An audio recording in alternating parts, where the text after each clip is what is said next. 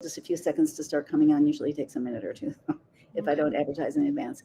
Anyway, welcome everybody, live or by replay. I'm here with my very dear friend Yocheved Godsi. We're together in the city of the Mystics in northern Israel and experiencing a lot of things together, similar ups and downs, and just really want to share with you a lot of what we know from the Torah, from the Lubavitcher Rebbe and other tzaddikim, um, a lot of a lot about our relationship with the land of Israel, the relationship with Israel with the rest of the world, which is meant to be a very profound one, and which needs to be rectified in a lot of ways. We're in a time of rectification. We're in a time of revelation. We're in a time of awakening. We're in a time of all kinds of things.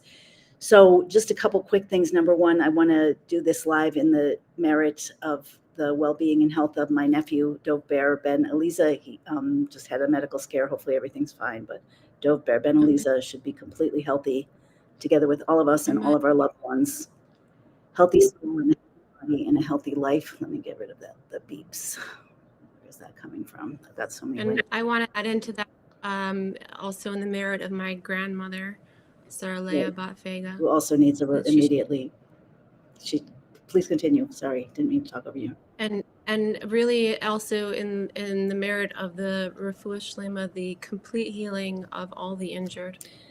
Yeah, amen. There are a lot of people to pray for. All the injured, of all the innocent, and the good people and the Jews of the world. Amen.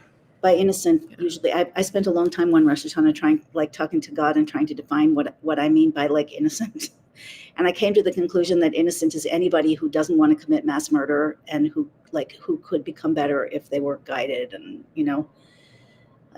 people, it's a struggle to be a human being. It's a deep struggle, especially with everything that we've gone through and everything that's been stacked against us. I just want to finish my initial announcement by saying we're going to do our best to do. We'll be ending by 5:30 Israel time, which is 10:30 U.S. time, is Eastern time. We want to spend the last few minutes doing an actual meditation activation, which I think I'm going to ask Yocheved to lead. Because it's really, I can say that when I go back and forth between anger or fear or, judgment or all the things that, sadness, all the things that we all experience and could easily experience. And there's a lot more also. Where I come to when I come around that circle is there's a part of us. It's really not a part of us. It's really the essence of us that is here to emerge. It's the God part of us, if you want to put it that way. Although, the part of any one of us that says, "Oh, I'm God," that's not the God part. But there is a God part, and that the essence of every human being at the very core is God, and it is a bedrock. It's untouchable. It's inviolable. It's eternal. It's infinite, and it really is. And we have much, much, much, much easier access to that than we ever did before.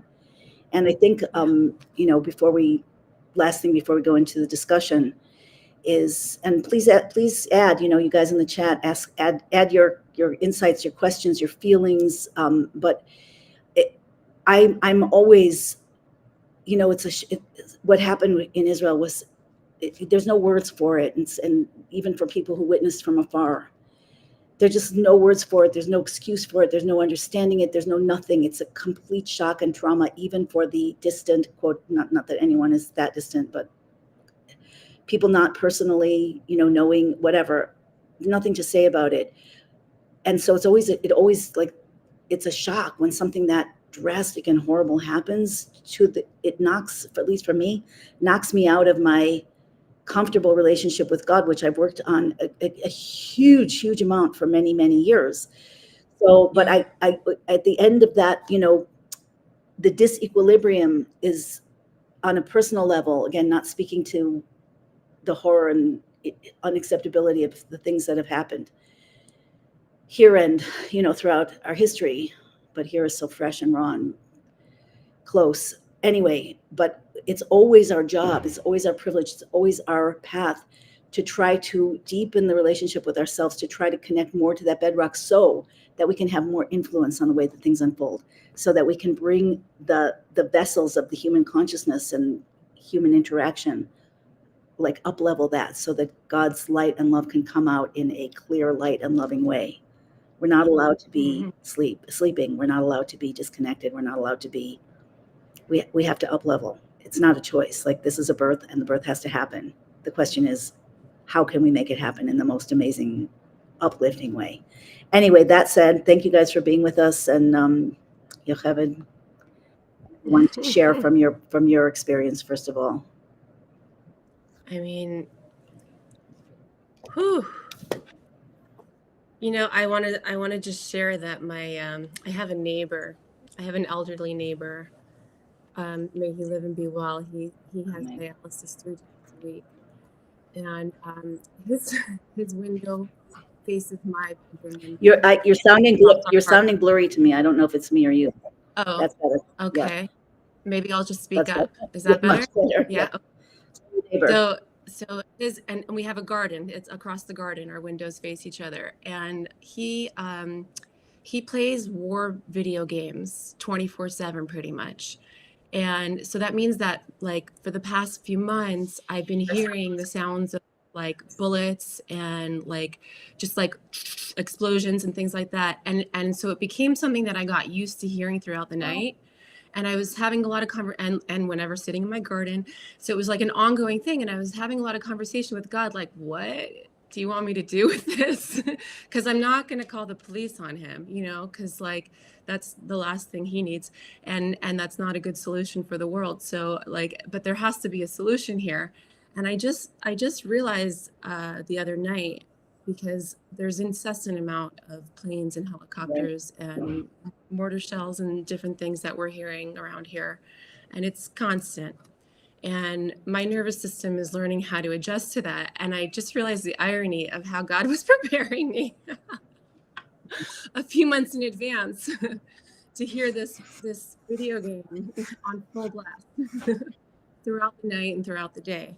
And so that being said, my nervous system hasn't really adjusted yet. And I think that, you know, in general, the more sensitive a person is, I mean, in this circumstance, anybody's feeling things deeply, but the more sensitive you are, also the more you're feeling in general, and then even more so right now. And I happen to be a high person, thank God. And I will say that already on Rosh Hashanah, I was feeling a really intense energy coming in, and I was getting really angry with it. I was getting angry and like frustrated with everything starting in Rosh Hashanah. And it just kept building. And I was like, what is wrong with me? Like, what is going on? And it really felt like an assault actually was happening. And I feel like there was an energy coming in that was a really intense energy in the world at that point. Speak up. Sorry. Maybe I'll pull my computer closer. That will help. Yeah. Okay. And I will say also, Sukkot was glorious. It was a glorious holiday. The level of celebration, like, you know, I've lived in Israel many years. The level of celebration that I saw happening this year was like, whew, over the, like, really above and beyond what it's ever been. There were just like parties everywhere, and people were really besimcha. But I was in a really tight place, and I was feeling so much tension. And then Simchas Torah, I couldn't get out of bed. I stayed in my pajamas the entire day. I was really upset. I couldn't eat. I started like laying on the floor, tearing up. I was like, what is wrong with me? What is my problem? Like, what is going on? And then my husband came back and he told me that there were a lot of guys being called up, reserves, because there was a huge terrorist attack. And I'm like, okay. Maybe that's what's happening right here and what I'm picking up on. And I will say it took me until yesterday, until Rosh Chodesh. I went to a women's hallel. We had a Sefer Torah. It was glorious. We were jumping and singing our hearts out. And that was such therapy, such good channeling of all this energy, of all this crazy energy that's been coming through. Because it feels like there's a constant vibrating inside of my body with a high level of intense energy that's flowing through. And part of me was interpreting it in the beginning as tremendous amount of terror, and I'm sure that that's accurate also. But fear and excitement have a similar vibration as well. And so I've been working a lot with the terror, and I have to say it hasn't been easy in my body to move with all of that. And hearing things overhead doesn't help. And so I've been doing a lot of, holding, and I want to just share that with everybody also. Anywhere along your core that you want to hold, that feels like it just wants to be held. It really helps on your upper heart, on your lower heart, on your solar plexus, over your belly button, below your belly button, and just holding, and then being there inside your body. And you could talk to yourself out loud too. And you could tell yourself you're okay. And you can just allow yourself to feel what you're feeling without sinking into it. But just being there for yourself and holding it. And so that there's been a lot moving through. And so I heard a Torah from my mentor, the old Torah, and he was saying that Miriam the prophet, when we were leaving Egypt and we were about to cross the sea, she was trembling with excitement for the coming redemption.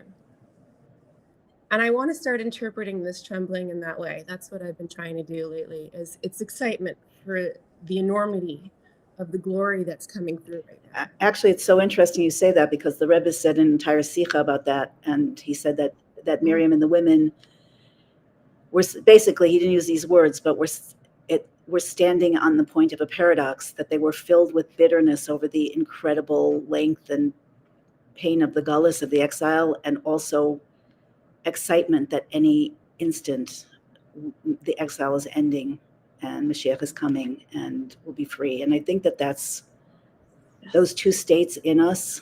I think I think you're saying this, they both have to be honored and they both have to be worked with, because they come together. It's like, this is the nature of reality. Chassidus talks about this too, specifically chapter 6 of Shar Yichud, where I keep trying to get deeper in understanding it, but talks about how we have to be equally, quotes the Zohar to say that crying is affixed in my heart on one side and chedba and pleasure, delight on the other.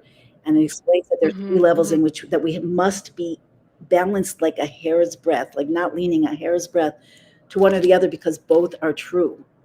And it's in the something is, and this has been a big challenge for me.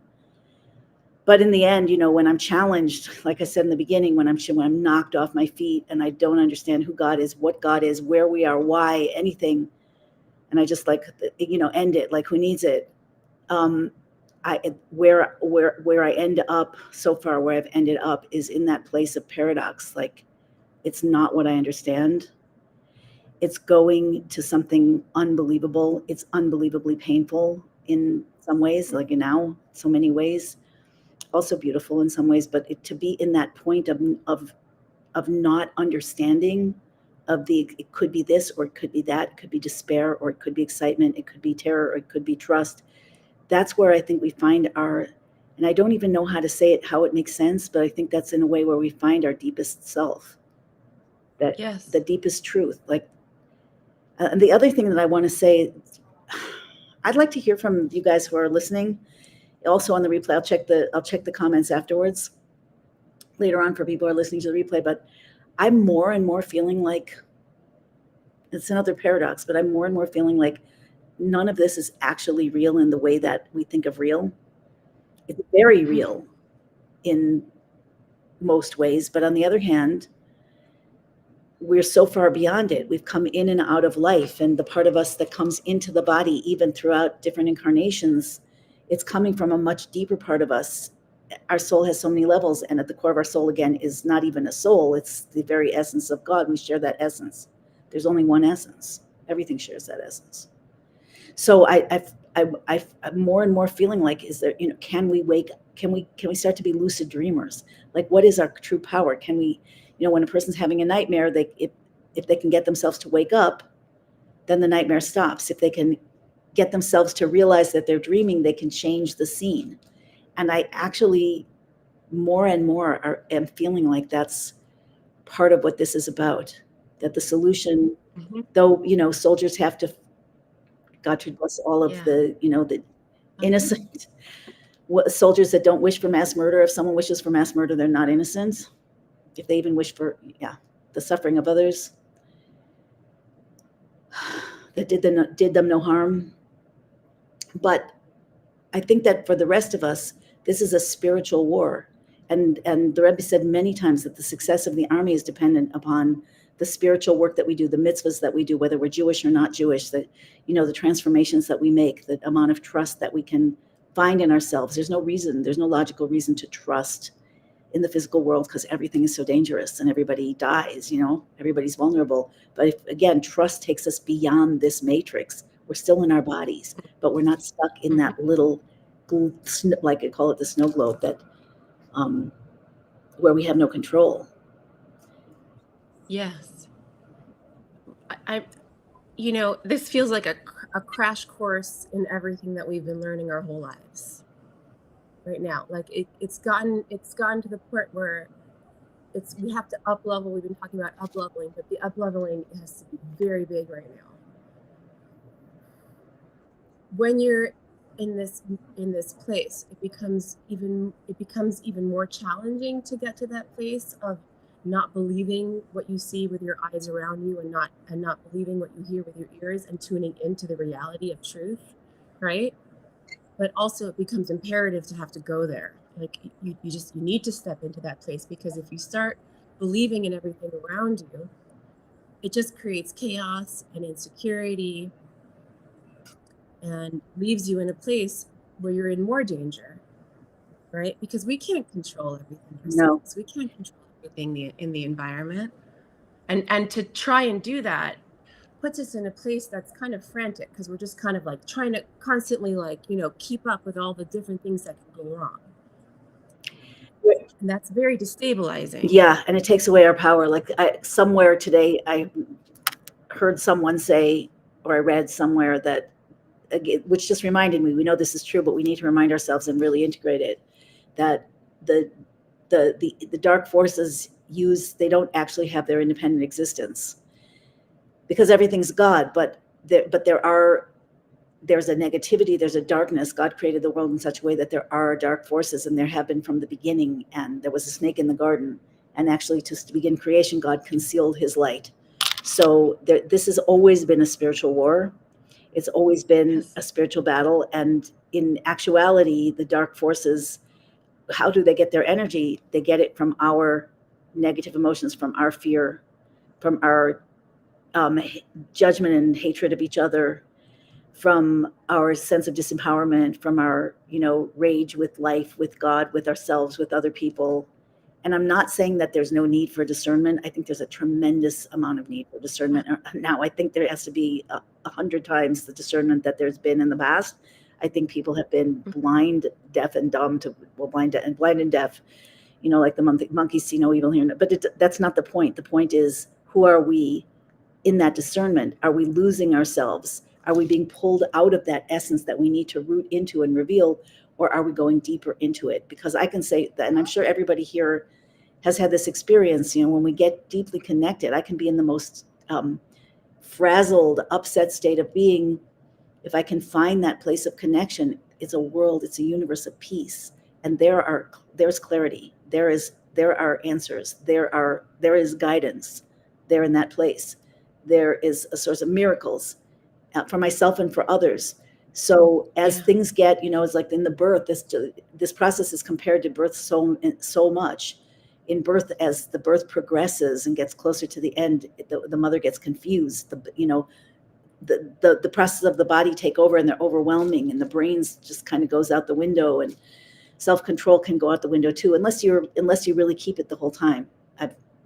But so we have to know that we're near the end, and that we need to connect in rather than out, that we need to gather our forces back to us, connect with like-minded people, and use that God essence within us, and our vision, our desires, our energy, our connection to receive our marching orders, to trust in the future.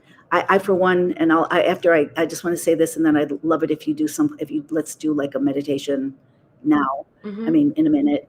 But I remember very clearly the Gulf War, because I lived in Crown Heights during the Gulf War, the first Gulf War. And I remember the things that the Rebbe said, and I remember how scary it was, even from afar. And I remember that Saddam, who said he was an incarnation of Nebuchadnezzar who destroyed the first temple, and I believe that he was.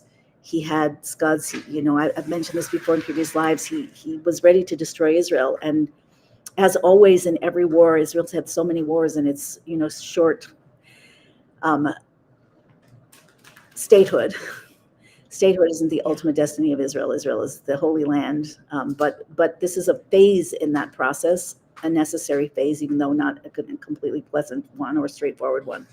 But there have been so many wars, so many attacks, and in each war, people went to the Rebbe to ask, should we take our kids back from their schools in Israel? Should we cancel the wedding plans? Should we cancel our trips? Should we, and in every case, without any exception whatsoever, not one, the Rebbe said, God forbid, do not call your kids back. Do not cancel your plans. And there's a video that I have linked under this YouTube, and I'm keeping it there for a while, of people coming to the Rebbe at the time of the Gulf War and asking these questions. And in every case, the Rebbe said, do not change your plans. Everything will be good. And a woman who looks like about 95 asked the Rebbe, should I move to Jerusalem? And the Rebbe said, of course, it's God's capital. What place could be safer? And in fact, the miracles of the Gulf War are incomprehensible, utterly supernatural.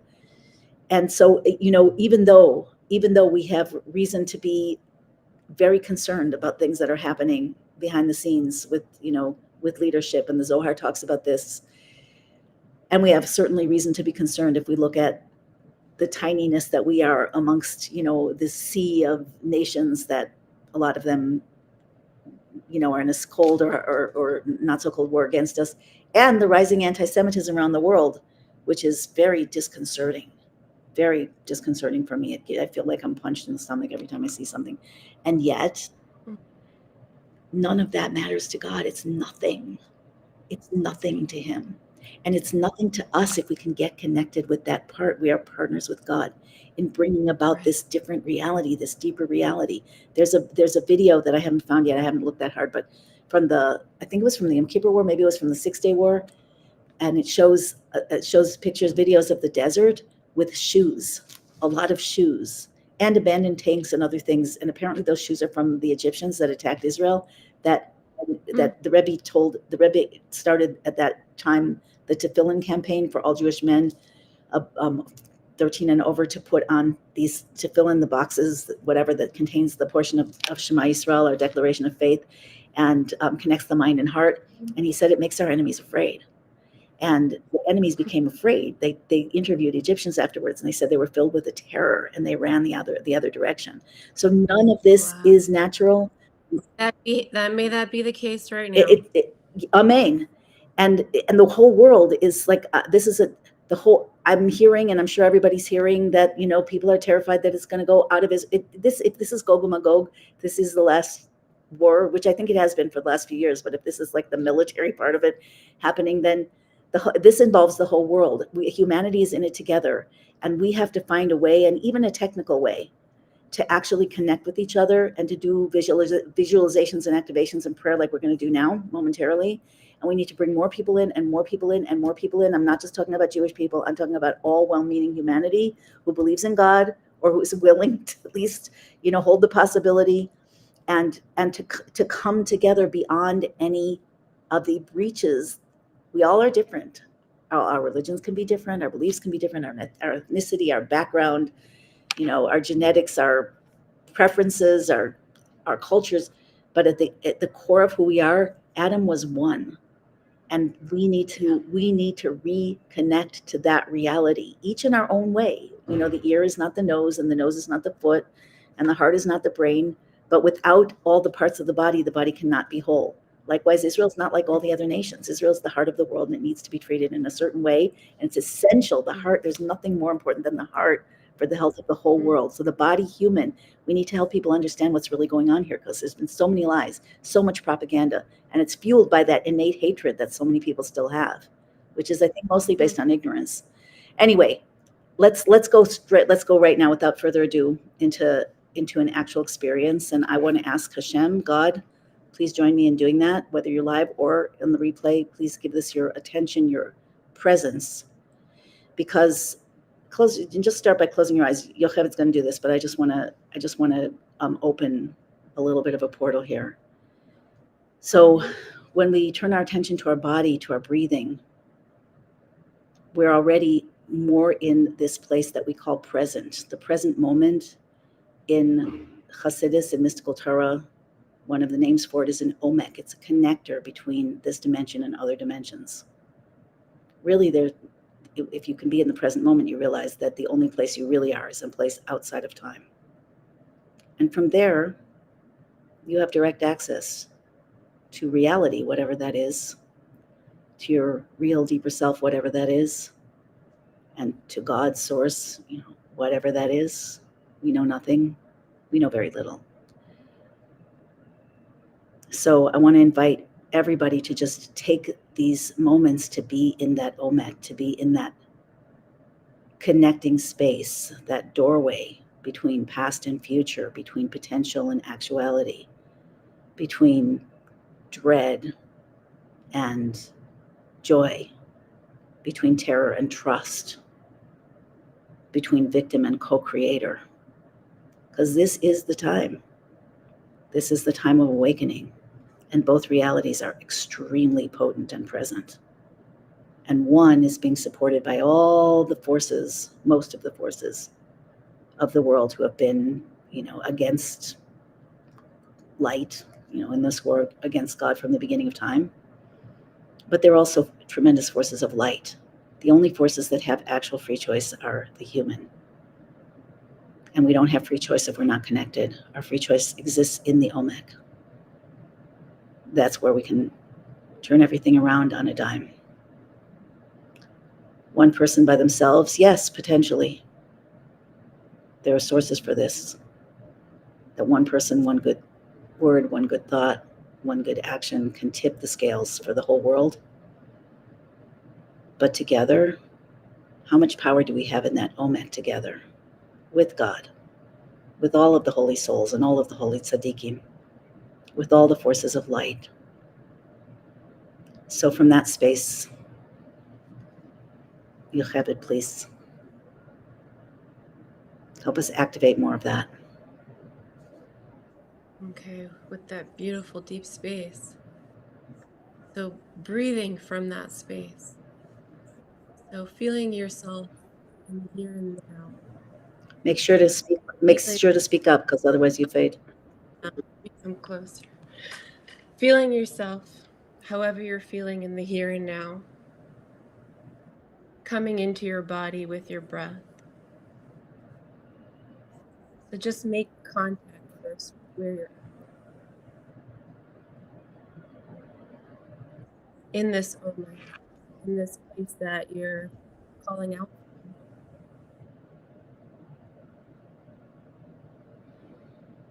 What are you feeling here? And so you're bringing it into your consciousness, or you're allowing your consciousness to go down into it, into both sides of your head.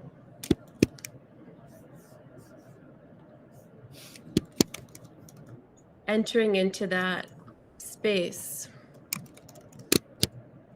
of paradox.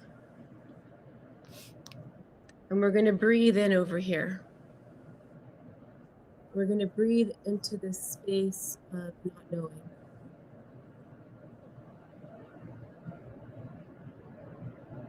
And as you breathe, allow yourself to be breathing.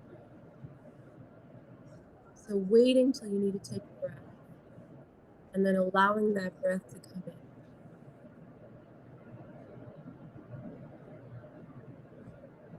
And then letting that breath go back.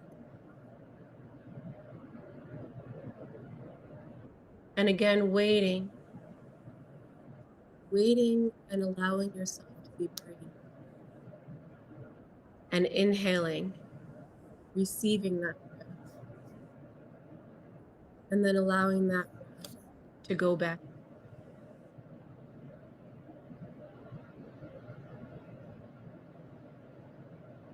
You cannot stop yourself from breathing.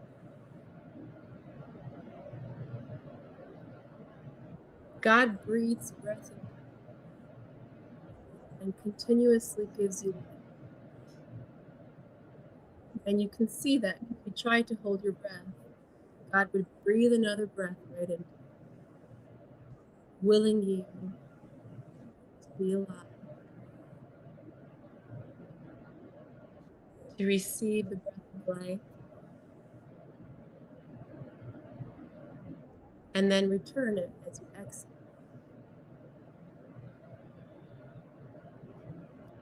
Every moment, God continues to breathe His breath into you. Every morning we wake up, we say, Odeani lefanecha, melech chai v'kayam, she'achzarti bi nishmati. We thank God for returning our soul, for returning our life. So feel in this moment that God is with you in every breath that you take.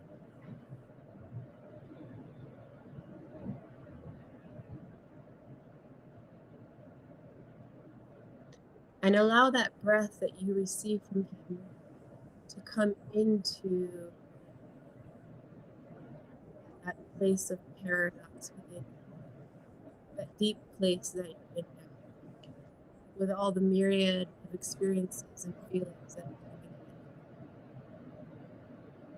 in. And just breathe that breath of God, that light, that loving light, that intelligence into your being, just receiving it, not needing to know, and letting it go, giving it back up. Receiving the light without needing to understand. Faith is beyond logic. Faith comes from a place that's beyond what we can measure in this world. We use our logic to get to a place of faith because we don't want to put faith in random places. We make calculated leaps of faith. But once we get to the edge, we leap. Feel that God is breathing life into everything that you leap into.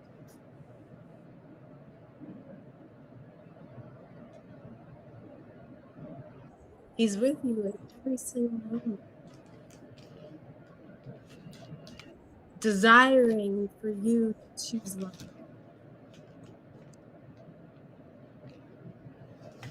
Desiring for you to feel secure, knowing that He's breathing life into you regularly. Meaning that He's supporting you, not just in your breath, but in everything that's happening in your body and in your life, in your surrounding environment, and in the world. There are so many things that we are not aware of that are constantly being taken care of. In our physical body, we don't think about digestion or breaking down nutrients. We don't have to worry about how our body's doing that. Or elimination. Our body's doing that. Our body's taking care of that. Or defending ourselves from all the different viruses and bacteria that are always around within. Our body's doing that. It's the same thing happening on our borders. Unless you're a soldier,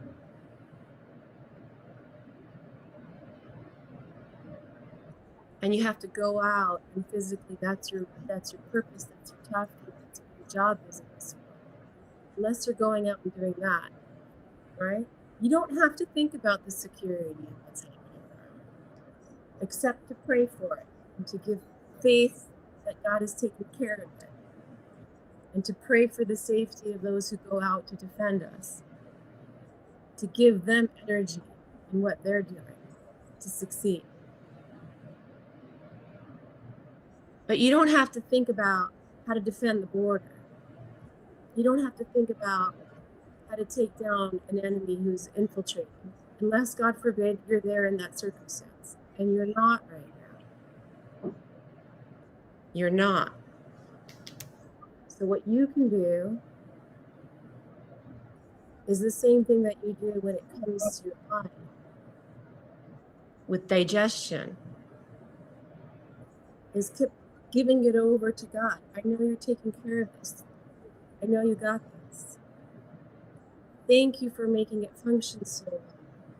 If you weren't overseeing every single little thing opening and closing, it wouldn't be functioning properly. Thank you for taking care of it. Do you know how many terrorist attacks are thwarted on a regular basis throughout the year in Israel? We don't. We're not aware of it. The public is not aware of it. It is a regular occurrence. We are constantly working on this. And the average Israeli walks around not really tuned into it. As a moment by moment thing, yeah? Now suddenly we are. So now suddenly we're becoming aware of how God has been protecting us this whole time. Because the fact that we live here in the way that we live here is beyond logic. This land does not make any sense.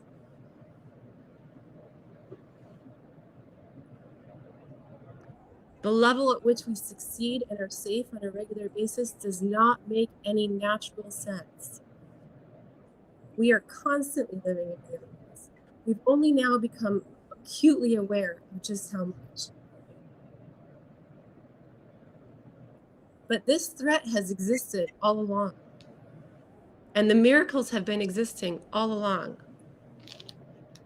And now we just have a greater opportunity to tune into how much God is really, really watching out for us. So feel that. Feel how much is being taken care of without you even knowing.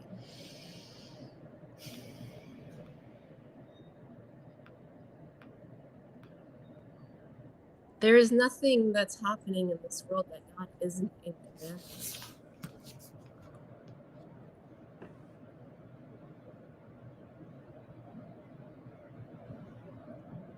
Absorb that.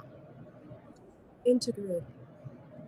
Every single movement. The Baal Shem Tov said, if the wind blows and a leaf turns over, God made that happen.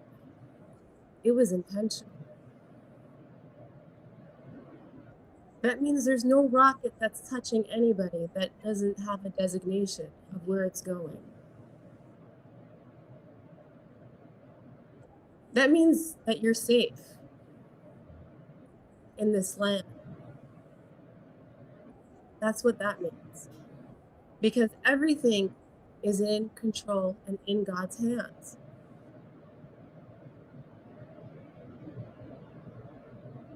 We do have to pray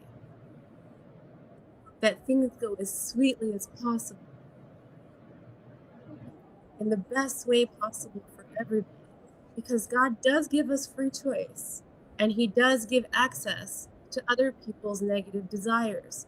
And we do have to go higher than that.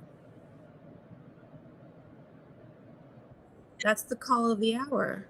For those who are not on the border fighting, that is the call of the hour. We have to be the army that lifts up the army. We're all fighting this together in the sense that all of us need to rebuild the temple together, yeah? With our faith, with our confidence in what's really happening right now, right? Don't be blinded by fear into thinking that we're in any way in actual danger. This is a spiritual war, and God is asking all of us to stand up. It's an opportunity. It's just an opportunity for our true selves to be born in this moment. This is the crash course now in getting to know your best self. That's what's really going on. Is to bring out the beauty of connecting as one people, as caring and doing the most we can, everyone with the talents that they have and the resources they have to give and share and connect and inspire and lift up.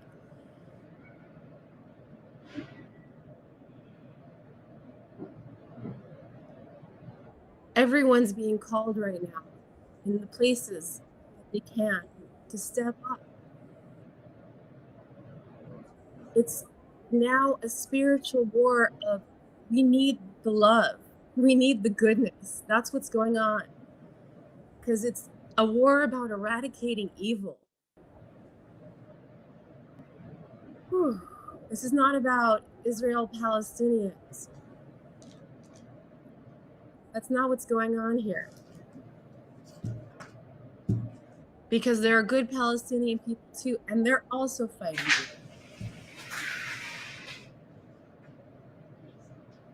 This is a war about recognizing reality for what it really is and not buying into lies, not buying into the hate.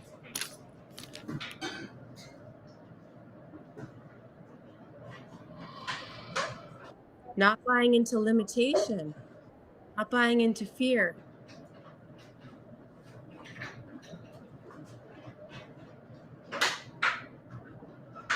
This is one of the greatest opportunities of our life to step up into our true ability to create with our vision and our heart energy of goodness. And it's a really big challenge because there's a lot happening. And it's psychological warfare. And that means that there's constant things that are coming in that throw us off. We got to keep rooting back in. Come back to your breath. Come back to your breath and feel God. Feel God breathing you.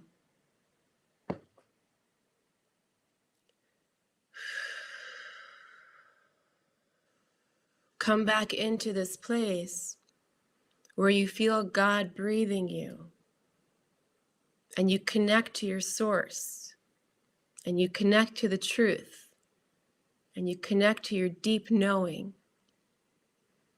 And to what's real in your heart and in your bones. We're descendants of Abraham Avinu. He recognized God in everything. That's in our DNA. That level of faith. He was thrown into a pit of fire, and he had such confidence in the one true God that he just walked through it and walked right out of it. We each have that inherent inside of us. That is our true self. That is our power source. How high can you go? How high can you go with your faith? That's what's coming out right now. And all of us are being challenged on this. It's not a simple thing that I'm talking about right now. Right? And as I feel that trembling in that paradox, I keep moving it to excitement.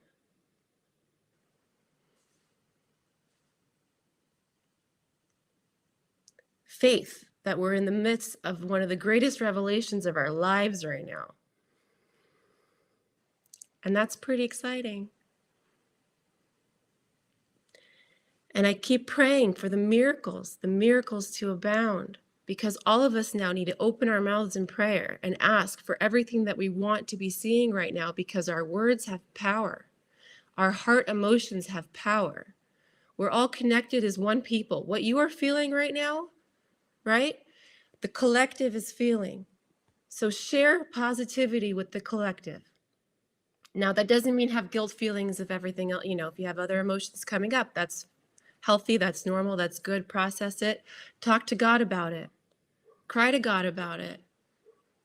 Tell him what's going on. He knows what's going on, but tell him what you want to really be happening from that. Because he's listening, and it makes a difference. Be a warrior with your speech. And with that said, I want to have a prayer now for all of our soldiers and all of our people and all of the good people and innocents of the world. May God please, Adonai Svatai Tiftach Ufi Yagiti Latecha, please give me the right words right now. Shomer Yisrael, protector of Israel, creator of everything. In you we put our trust. Please put your holy name on every single one of your holy soldiers that go out to battle for you, on all the borders of Israel, in the sky, on the land, and in the sea, on all of our hostages that have been taken, on all the good people who are caught up in the middle of this, and all the civilians of Israel, the good people, Hashem. Put your holy name on them. Put your Yud and your Hey and your Vav and your Hey imprinted on them, surrounding them in front, to the right, to the left, and behind and above. And surround them in your holy light, like a channel straight from above. And put guiding angels to direct all of their missions and actions, to tell them the exact best place to move and to go. And guide all of our missiles and all of our bullets, that they should reach the right targets. And protect us from every negative intention from evil. It should be cut down immediately. And surround all of Eretz Yisrael with a shield, like the clouds of glory that we had in the desert. And as our army goes out, let the enemy fall before them in complete terror, like they did in wars of past, because your great name is there before them, so that evil crumbles before good, so that peace can reign in the land and all over the world, for the entire world. Please, God, may your Shekhinah come and rest here now. And may we all celebrate together the final true redemption, complete for all, for all, for all, for all. Amen. Okay, Nihiratzon. As you were speaking, I was thinking again of, I'll probably share it, like, I don't want to say ad nauseum because it's so important, but over and over and over again, this discourse of the Rebbe on the portion of Balak, the king of Moab, that hired the evil sorcerer Bilam to curse the Jewish people. Bilam was one of the sorcerers of Pharaoh. It's the texts say that the same players from history that oppressed us, embodiments of evil, will come back in this time to be part of the show. Maybe we want to play a game, we can take bets on who's who, and then we'll find out at the end. But I'm thinking, where the Rebbe talked about how the first stage of Geula that's spoken of in the prophecy of Micha, in case people didn't hear me say it before, the prophet said that there will come a time when the remnants of Jacob will be surrounded by many nations, to the point that they will not be able to hope in humans and not be able to depend upon people. And then the Rebbe explains that this is a time this is the beginning of the redemption, and that is a stage of increased threat and evil. So if you have questions about why it works like this, I'll quickly try to give another perspective on them again, that the evil will be so deep and deep rooted that we will not be able to get rid of it by ourselves. This is the evil of, it's called a Bodhisattva. This is supernatural evil. That not just here in what happened in Israel, the same forces are operating all over the world, for all I know, all over the cosmos. I don't know so much about the cosmos, but it's one, it's at the end, there is one force that has created a chokehold on everything and everyone, and it's meant to be defeated. But as the Rebbe says, it's not, we cannot defeat it. We don't have the power to defeat it. We have to do our part, but only God. And he says, he quotes various prophecies that say, I will uproot your idols. God says, I will uproot the idolatrous trees, the Asherah trees.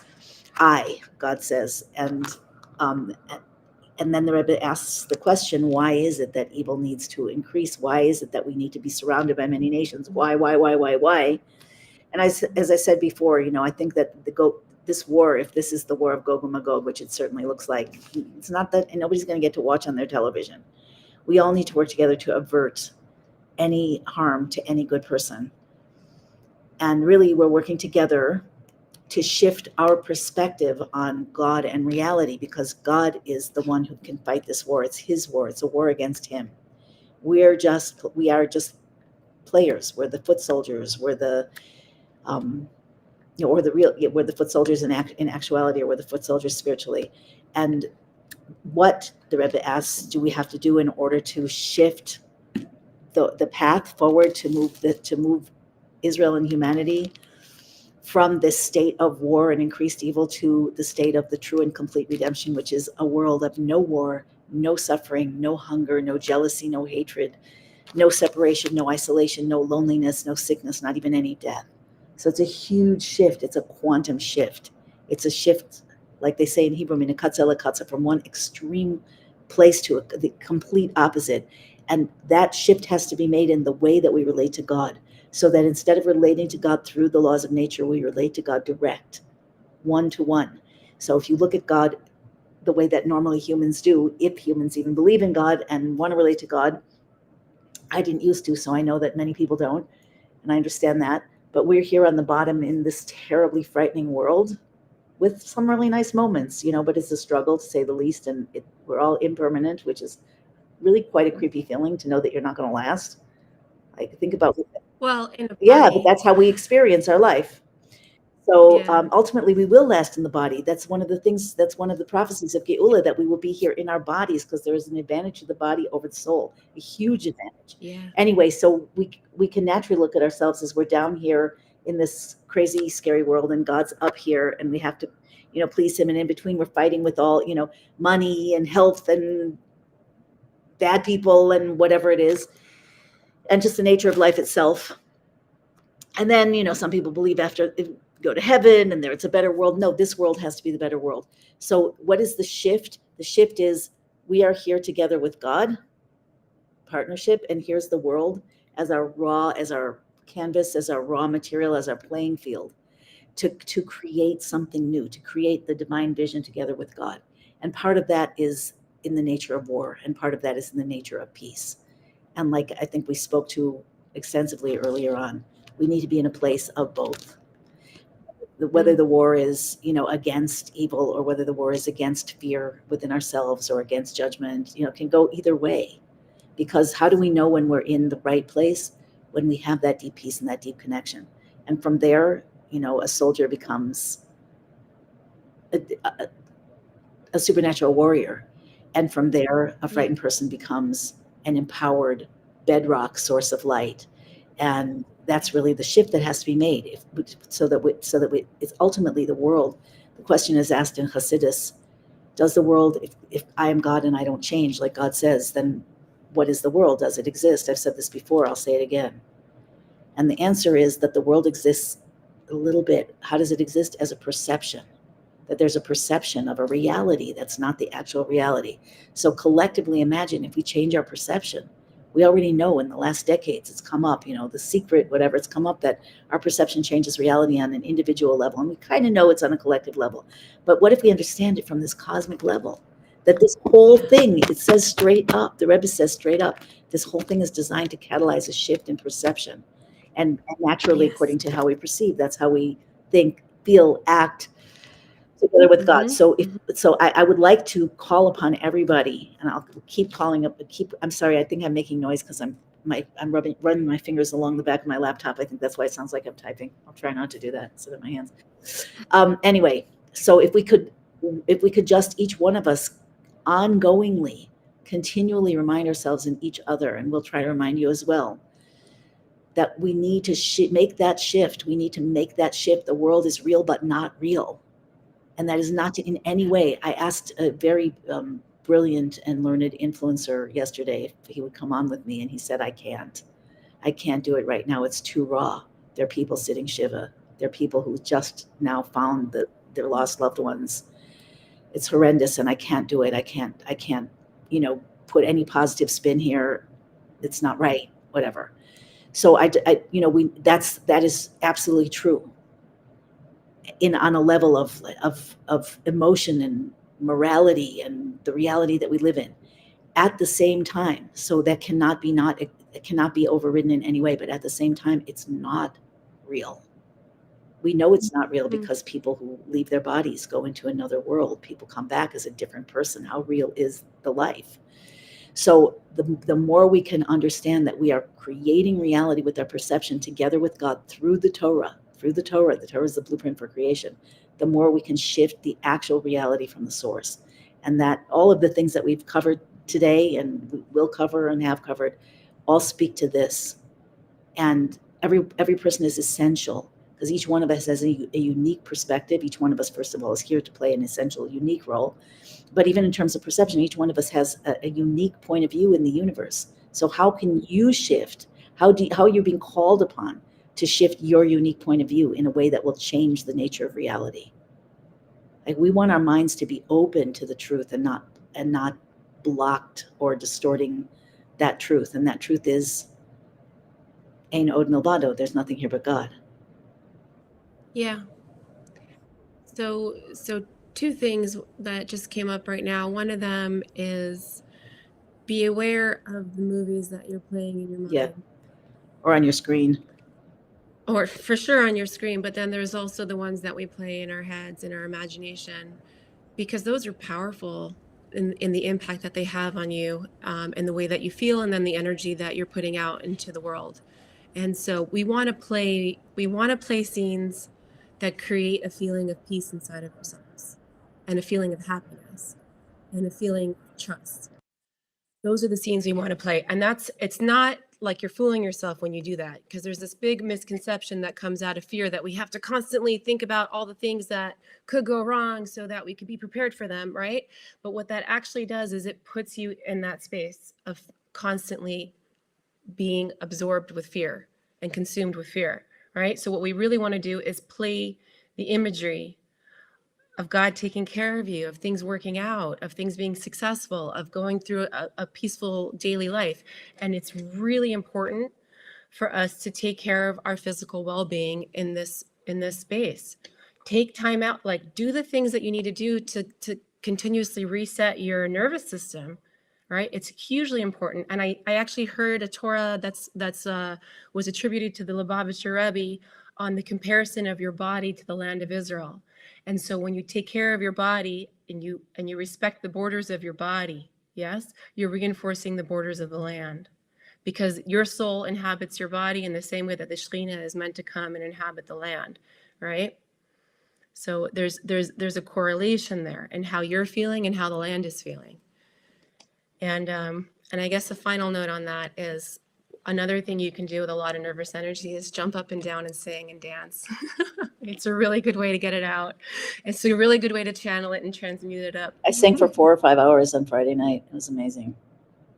Awesome. Yeah, I don't think I ever did that before. Entirely on my own. Okay.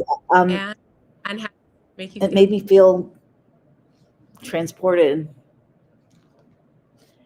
Yeah. I don't know, guys. It's very serious, and at the same time, it's very serious, and that's why we need not to be bound to this too nightmarish dream. We need to live in it and also above it and bring from above into it. And that's really, I think, what the marching orders are right now. And yeah, injustice seems like justice. And yes, we've been trained to be politically correct. Israel's been whipped into political correctness, I think maybe with some collaboration. But yeah, you have to take the Torah is extremely clear on our relationship to people who threaten our life and limb. Somebody was pointing out today, not a Jewish person, somebody that I really like to listen to, a Bible believer, but he was pointing out the wars of the Bible, that where the Jews were instructed to wipe out every man, woman, and child is horrible to us, and we don't have to do that if we do what we have to do. But that was then, this is now. I almost wish I hadn't said the words, but the truth is that we need to take ourselves seriously. We need to take our mission seriously. And it says, those who are cruel to the kind, this is a verse from the Torah. Those who are kind to the cruel will end up being cruel to the kind. So if one lets oneself get into a position, if the powers that be allow terror to grow or fund, whatever it is, however it happened, that's kindness to the cruel. And that now puts us in a situation where it's like life or death. You have to be cruel to the kind. Who wants to be cruel to the kind? It's horrific. It's perverted. So we have to find that balance, and the balance is in the Torah. And the Torah is very explicitly clear that if an enemy, somebody who says they want to destroy you, read the PLO charter. If you want to know what it says, just go read it. If your enemy wants to destroy you, even if they come to you saying, well, right now we just want to do business with you, let's make a deal. You are, if you live in the border city, which the whole of Israel is a border city, and maybe now every place is, basically, you are obligated to take up arms against them, even on Shabbat, and go out and fight them and kill them. Like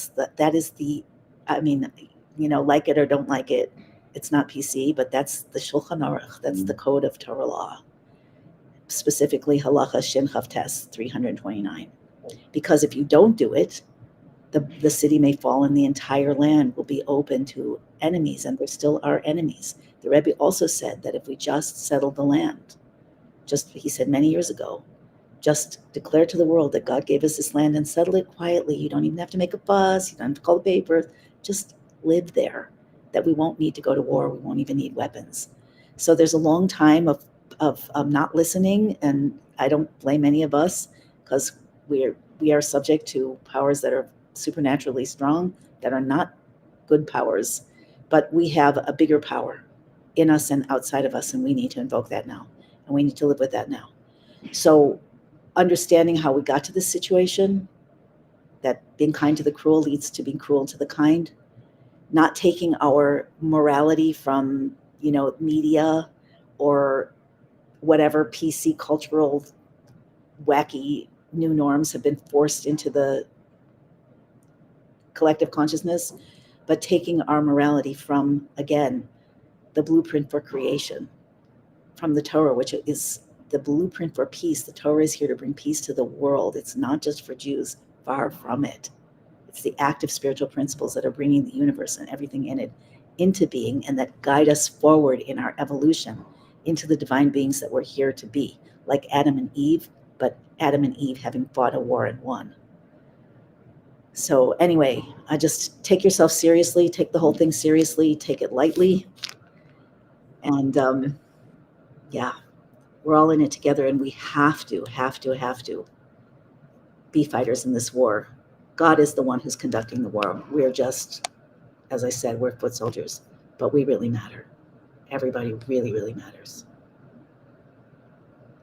Any last words, Yoch? No, just thank you. And lots of love to everyone, and lots of blessings for safety. Amen.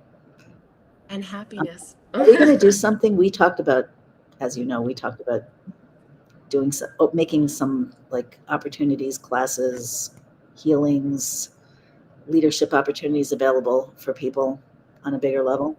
Where are you at with that right now? Spot in public on purpose. Yeah, I'm definitely down for that. I kind of have to run out right now. Okay, just reminding you. Okay. All right, Okay. everybody. Peace, God. Keep fighting the good fight with love, peace, and strength and discernment. Take care.